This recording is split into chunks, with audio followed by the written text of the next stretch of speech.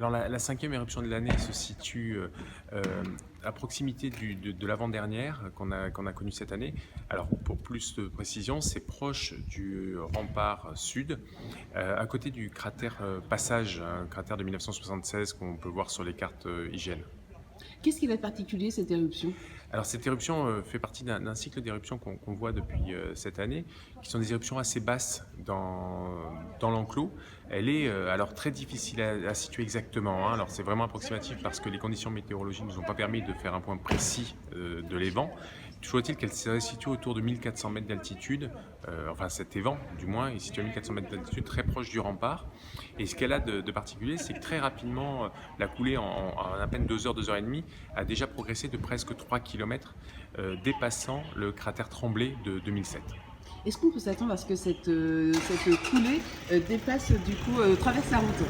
Alors, pour l'instant, bien sûr, ce sont que des hypothèses, hein, ça dépendra du débit qu'il y a derrière, et puis si jamais la lave s'arrête d'un coup, la coulée s'arrêtera également.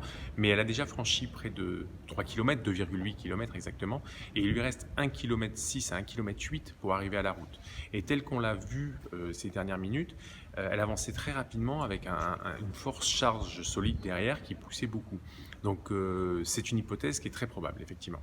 Est-ce qu'on peut parler d'une éruption assez intense? Alors là, effectivement, la coulée est large, le débit est assez fort, intense peut-être pas, mais c'est une très belle éruption en tout cas. Alors, il y a eu un fait aussi assez rare, c'est que le Daesh est intervenu. Alors oui, ça on peut parler que par oui dire. Effectivement, on nous a prévenu que le Daesh était intervenu.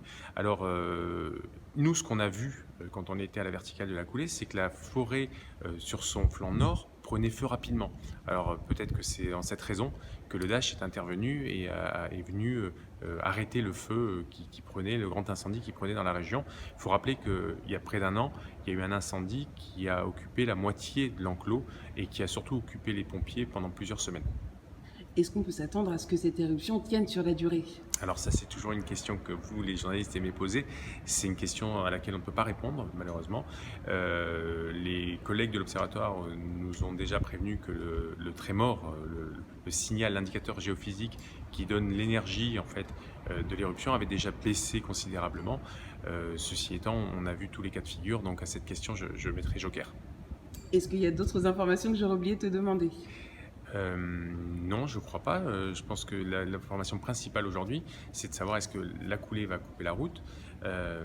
Et dans ce cas-là, évidemment, c'est une question que même les gens de l'Observatoire se posent.